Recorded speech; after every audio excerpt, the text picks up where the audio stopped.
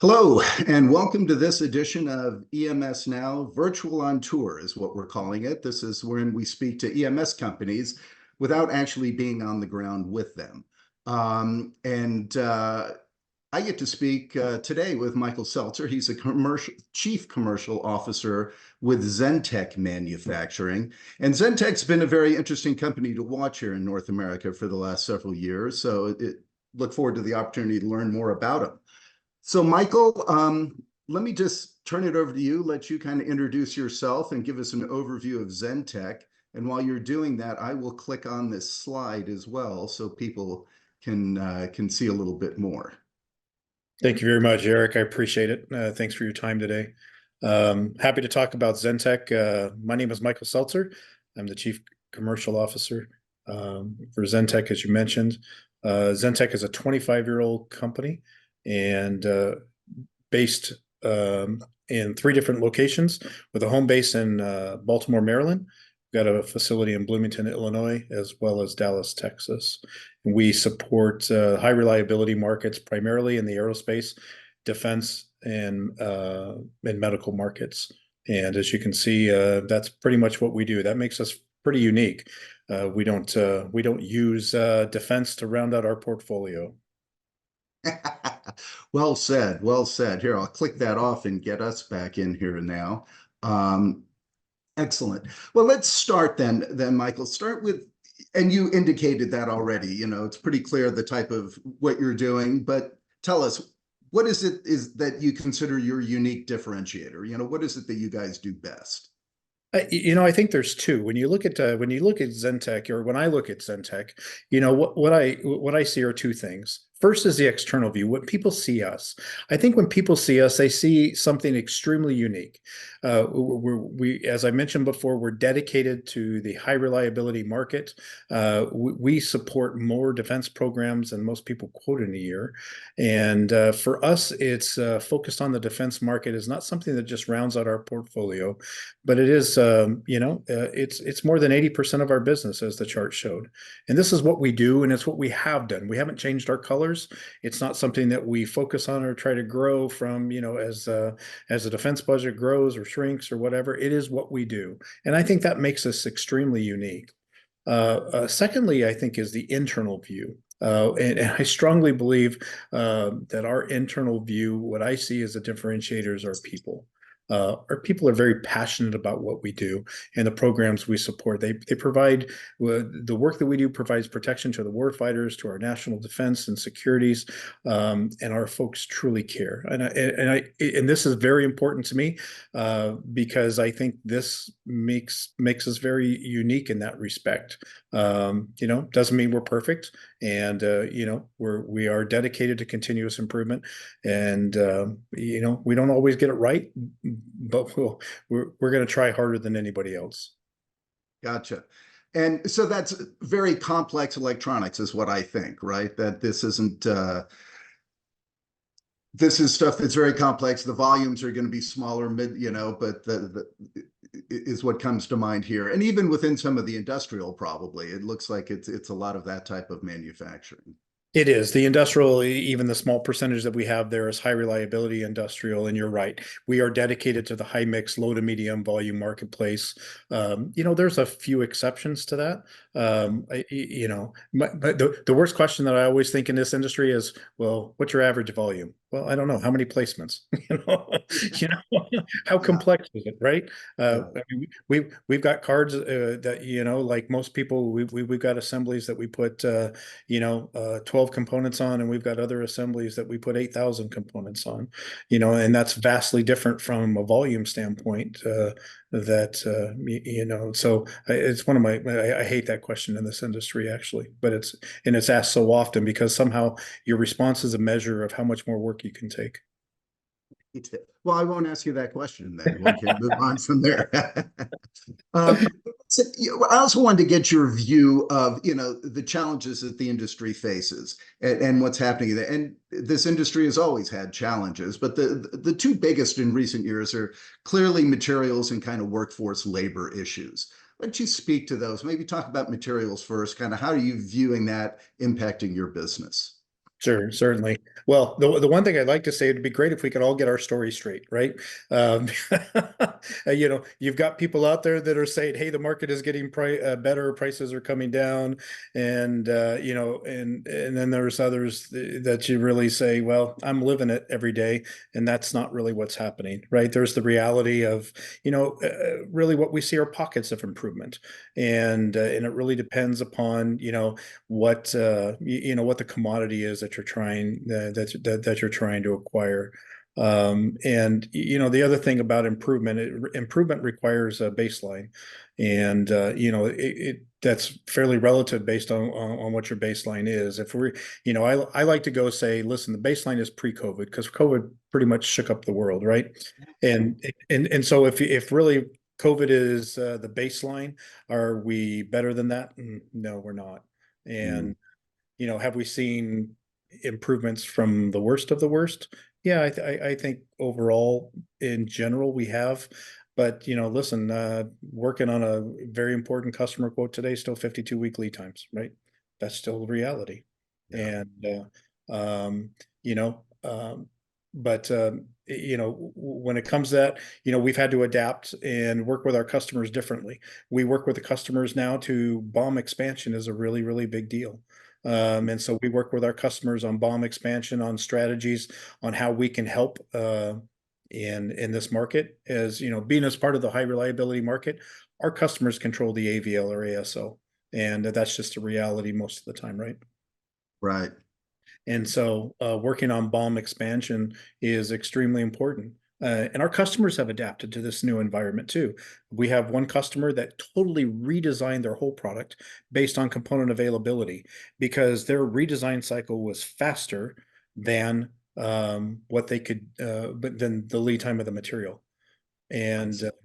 I have another example of another customer that actually changed major process cores because they got sick and tired of the annual price increases that happen. And again, their redesign cycle and changing the core in order just to control cost. My So, goodness. so Yeah. Well, what about the labor issue then? How about the people? yeah, you know what? I certainly think that we're seeing some relief in that area, it appears. And now I think that's different based on different areas of the country. But we are seeing some relief in that area. And from I would say the worst of the worst. I mean, the industry it's always been a training ground for OEMs, right? And it's been that way for years. There's a reason that OEMs outsource, and that's, you tend to be a little cheaper cost. And so it's a great training ground. And so we have to think differently. And so, although we've seen some relief, our director of marketing, Stephanie Austin, she came up with this great idea and how to market our business different to younger folks who are not aware of what working in a factory is like. So she started a blog. Her blog's been picked up by the IPC, and so she's done some interviews there as well, and just trying to figure out how to make manufacturing cool again. Um, and so Yeah. there's, in addition to that, we're huge on interns, like having interns come in, especially in the engineering ranks. We've been successful. We've hired interns that have stayed with us right out of college, and we like that. And so there's a lot of different ways that that we try to do things differently. And quite honestly, in one of our facilities, we've had a good reputation locally. There's a lot of EMS companies in the area, and we've had people walk into the lobby and just hand us their resumes because they've heard that it's a great place to work. And there's not necessarily one right answer. All of these strategies that go together from a culture standpoint, thinking outside the box, the recruitment, and like most of our peers, right? Probably all of our peers, for depending upon the skills, we'll use Mhm. third partners in order for those. So there's not one silver bullet here, but all of them together try to help solve this long-term equation. Yeah. And I appreciate your comments because what you touch on too, it's not just the attracting, it's the retention, right? Sometimes keeping good people is a challenge, and especially in a competitive environment. And if you have people walking in, that means the word is out on the street in that area that that you're a good employer of choice. and that a testament to the company for sure. Yeah, So good folks. I yeah. appreciate. Now, listen, I'll talk on some of the trends that are impacting the industry, and you have a few years under you within the industry, so I just wanted to touch on some and just see kind of your view and get your opinion how they're are they real trends and are they impacting your businesses? On the first one is really we hear a lot about is reshoring for a variety of reasons. You know, people moving things around, a lot of stuff. People thought it had to do with moving things out of China, but it seems to be more like getting back to in region for region type of manufacturing. But how do you view that? So, yeah, you're right. I've been doing this for a couple of years, and I've seen that pendulum swing from time to time. And sometimes the pendulum swings for no other reason than just sentiment and public opinion. But I think Mexico is had been a recipient of a lot of work, primarily from COVID. COVID taught us how fragile this supply chain really is, right? And I think having things nearer, than China or India or other places, I think Mexico is going to continue to be a recipient of that from a true low cost region offshore, across the shore to a near shore opportunity.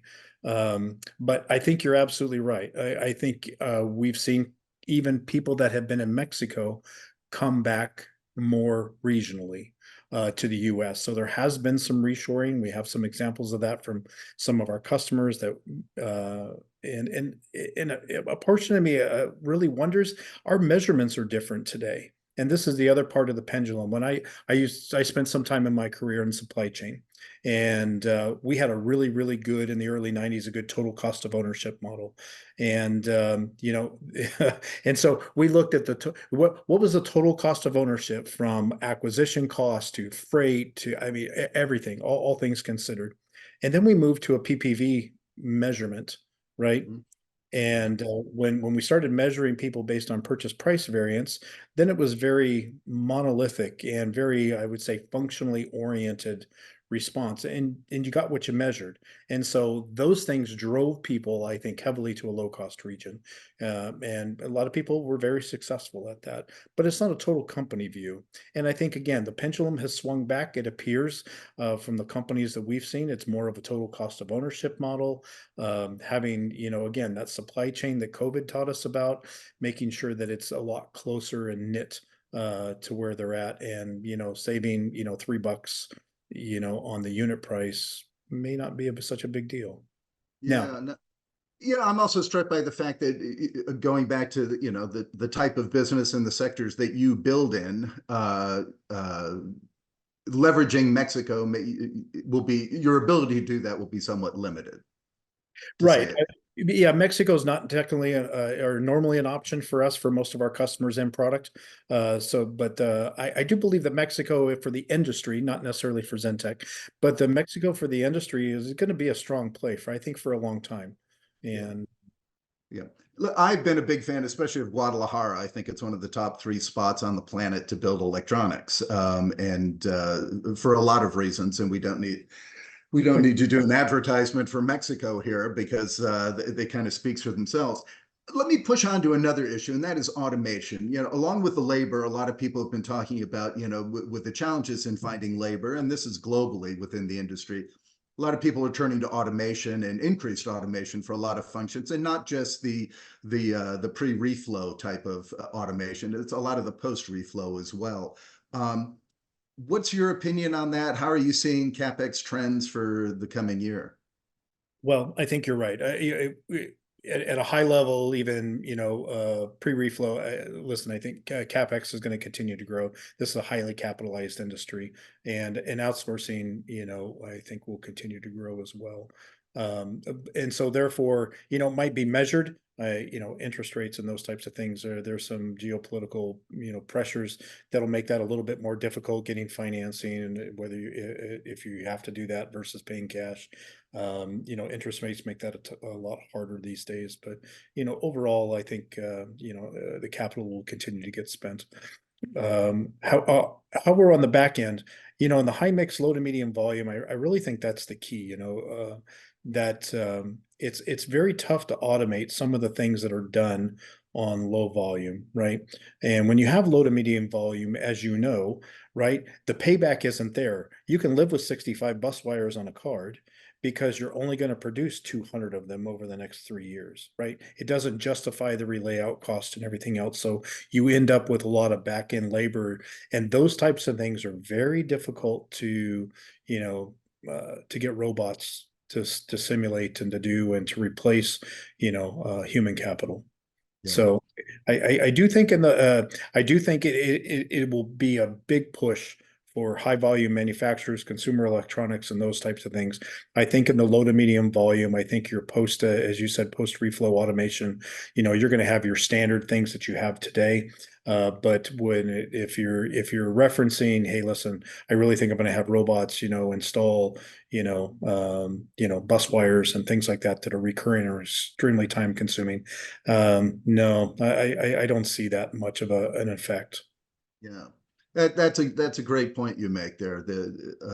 I appreciate, because yeah, there's a lot of people trying to sell, boxes, so to speak, at the end, right? To do that, you can customize with robotics and do all kinds of functions, but volume obviously matters. And most of the ones that I've seen doing that are exactly that kind of smaller, kind of high volume consumer type products. So the other issue I wanted to ask you is about kind of supplier relationships. And what areas do you see where deeper supplier relationships could bring value to your business? Oh man. And in my role these days, I don't get to spend a lot of time with suppliers, but when I do, I always try to make sure that they understand how valuable they are to us. Suppliers are the largest portion of our cost, and they're the largest portion of our lead time, right? I mean, most companies can build things in days and weeks, depending upon the complexity, and but we're still out there quoting, months on lead time. So supplier relationships are absolutely key. I think few things in this industry matter more um, than uh, um, than those deep relationships. And for us in the defense industry, if you're sitting around relying on a DPAS order to create those relationships, you've solely missed the boat. I truly believe that. So, there must be it's got to be priority, and in life as in business, right? It's good to go with a partner than it is to go it alone. So, Yeah. Now, that's excellent perspective and a nice comparison there. The other partners, and some people don't like calling that, are the OEMs, right? Your clients. So how are OEM customer relationships changing in your world? that's a great question. Thanks, Eric. Listen, I think I think the best relationships that we have and what I've seen kind of shifting over time. We went to, again, another pendulum. We went from, hey, listen, you can't talk to engineers, you can only work through supply chain, to we're back in the partnering realm with our suppliers. In our customers.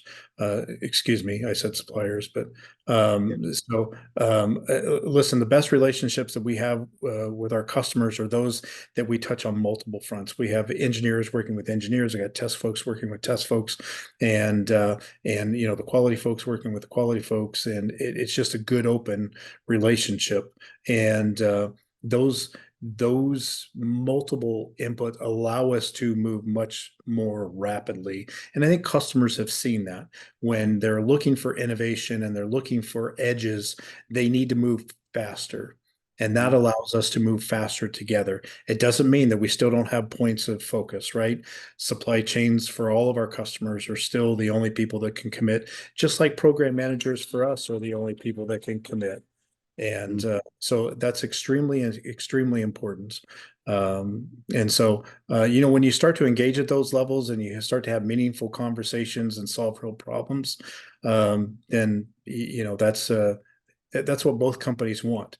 And when you start to form those deep relationships, then you can ask the really important questions. How are you measured?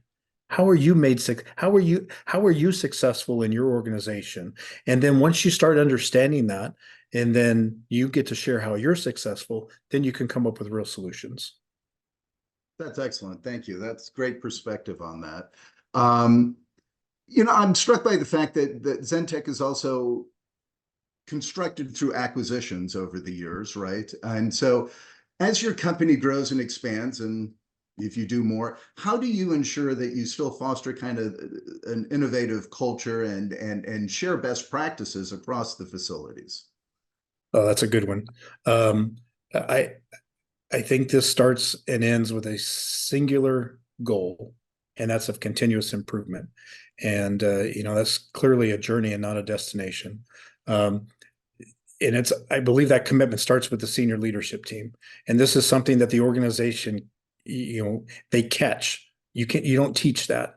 When they see it in the senior leadership team, then it becomes infectious. And that's when you begin to see what Peter Drucker said is true, that culture eats strategy for breakfast.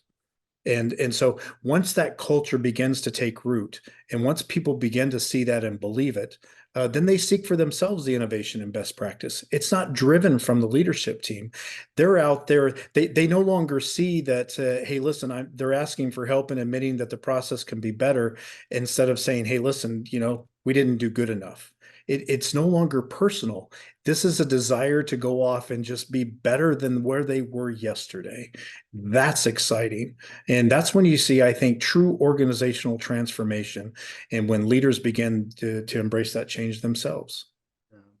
Yeah, I think you're absolutely right, and I love the Drucker quote. Yeah, that culture does eat strategy, right? Uh, and that it has to start and be modeled from high up makes, I think you're absolutely right. People will adjust to that, and it's either there or it isn't, and it has to be a continual. That's excellent comments. So let me just end with kind of you looking into your looking glass into the future here. What is your opinion on the EMS industry? And this year, we're 3 weeks into it now, and maybe over the next several years. Or what's your opinion on the industry? I think I mentioned earlier that I think the industry as a whole will continue to grow. I think there's some geopolitical headwinds that we're going to have to focus. There's some, wars, budgets, can affect different sectors different ways. So I think there's some definite headwinds that we're going to have to focus. But, in short, I think, uh, this is still specialization in the EMS market is still very important for customers, for our customers, right? That their best practice, or what they're known for, is engineering. Who builds the product? That's not what they get paid for. What they get Right. paid for is their engineering prowess. And so, so I think outsourcing is a fixed firm price deal, for most of our customers. And it's not a cost plus deal when you do it inside. And so I think it's going to continue to grow. And the fact is, the world, consumers, for the industry as a whole, have a need for what we do. And from that standpoint, I think, in spite of the different headwinds that I think will affect some of the markets differently, the industry, the book to bill continues to remain high, but you're going to see continued growth over the next several years.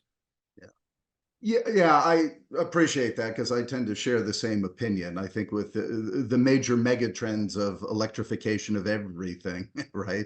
It's so pervasive in our lives these days that and EMS have truly become the electronics manufacturing experts on the planet. And as you indicated, they're good training grounds for the OEMs, but they're also the OEMs really need them to be able to be these experts in these fields.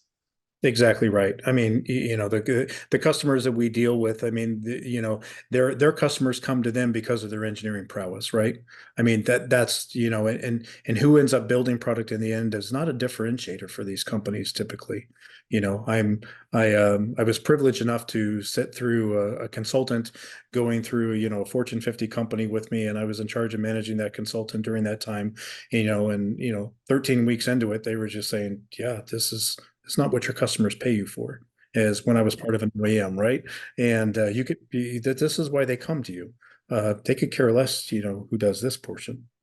Yeah, And and so if you got, 4, 6, $12 million to spend, you're going to spend it on a new pursuit and a new engineering program. yeah, You don't yeah, want to spend it on a couple SMT lines. yeah. That's excellent. Michael, This has been fantastic. You offer great insight, and it's clear that that you know this industry quite well. So I appreciate you taking time today to kind of share that with myself and our audience.